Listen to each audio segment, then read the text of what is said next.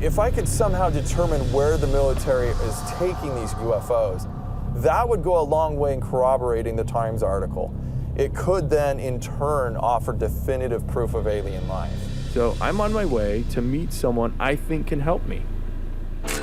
Tom Carey is a former member of the Air Force who has written numerous books on the Roswell crash of 1947. He claims the military recovered a UFO from both Roswell and Kecksburg, then took them apart to learn how they worked with the aim of recreating their technology. According to Tom, this work has been happening at Wright-Patterson Air Force Base for nearly 80 years. When it comes to Kecksburg, the same with Roswell. When something like this happens, a crash retrieval, you have alien craft going to Wright-Patterson Air Force Base, what happens at Wright-Patterson? Anything like that would ultimately wind up in the Foreign Technology Division. So that is the housing for receiving either foreign or otherworldly objects. Exactly. What happens next? It would be back engineered. Reverse engineering goes all the way back to World War II, so they were already in the back engineering business by the time of the Roswell crash in 1947. So the Foreign Technology Division, their mission is to accept aircraft that we've captured or found. So take what is already made, figure out how it works, back engineer, and then use that technology perhaps for our own benefit. And they do this with enemy planes as well as alien spacecraft. That's it in a nutshell. What types of technology do you think have been developed? Oh, geez, we got transistors from Roswell, Kevlar, lasers, and they had this so-called memory metal that you could wad it up in your hand and put it over a flat surface and it would just float out, unfurl itself, and just go back to its original shape. But the thing about it was you couldn't cut it, scratch it, burn it, or permanently deform it in any way. It was indestructible. Wow, that's incredible. We had a witness who was involved in that project, and he said, they're trying to back engineer this memory metal, which began, get this, in 1948. Oh. Right after the Roswell crash. There was nothing on memory recovery metal prior to 1948. Years later, after contracting work to the metallurgical company Battelle, the government announced a scientific breakthrough. In 1962, they held a press conference to announce the discovery of this new amalgam called nitinol. And what does nitinol do? Nitinol it's like the memory metal. It's the best we could do. It's not as good as the original. It's used medically in heart valves. It's also used in the space program. Wow. What about types of aircraft do you think have been developed? The idea of stealth came from nitinol. They covered an aircraft in this memory metal, and it didn't show up on radar.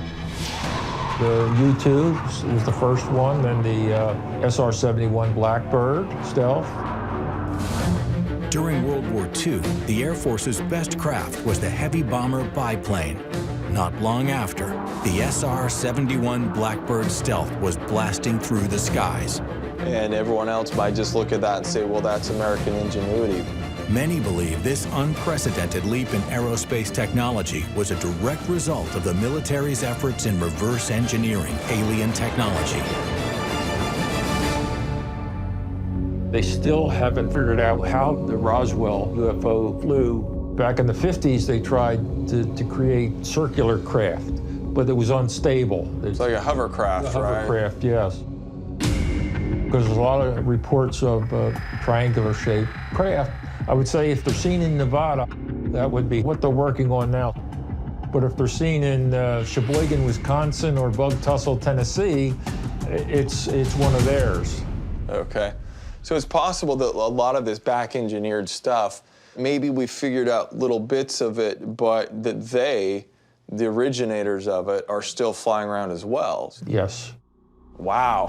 What about back engineering? Do you think that still happens at Wright-Patterson? No, they're probably not going to Wright-Patterson. It's a known quantity now. Tom believes that due to leaks exposing their reverse engineering efforts, the military relocated the program away from Wright-Patterson. The current location of the military's top-secret reverse engineering division is unknown. But 50 years ago, it was housed within Wright-Patterson Air Force Base, and Ben knows someone who worked at the base at the time, the last surviving member of Project Blue Book, Operative Jennie Zeidman.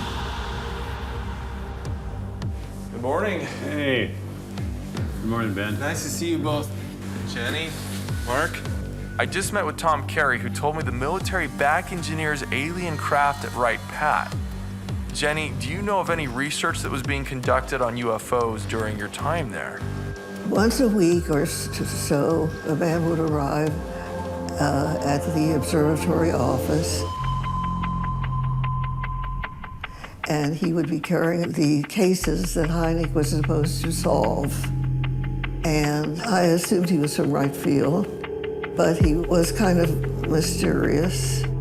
Jenny had never seen the man before, so she asked Hynek whether he was Air Force. And he told me, "You're not working directly for the Air Force." He said, "You're working for a contractor." For Jenny, the word contractor was a red flag. Why was an outside organization brought in to investigate the Kecksburg and Roswell UFOs? Jenny was determined to find out the contractor's name. Knowing that something was being kept a secret, I immediately wanted to solve the problem. A few days later, the man showed up with new files. And I did a double take at his license plate. There was a Columbus City directory in those days. You looked up the name and it says secretary. So it says like where he works.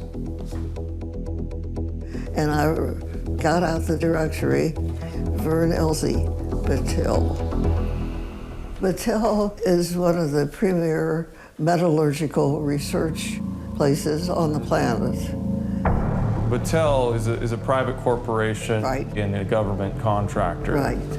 So you think Battelle took debris and material from Roswell and Kecksburg, then figure out how this technology worked and develop it into some useful material for the military. The evidence indicates very strongly that Battelle analyzed Roswell artifacts.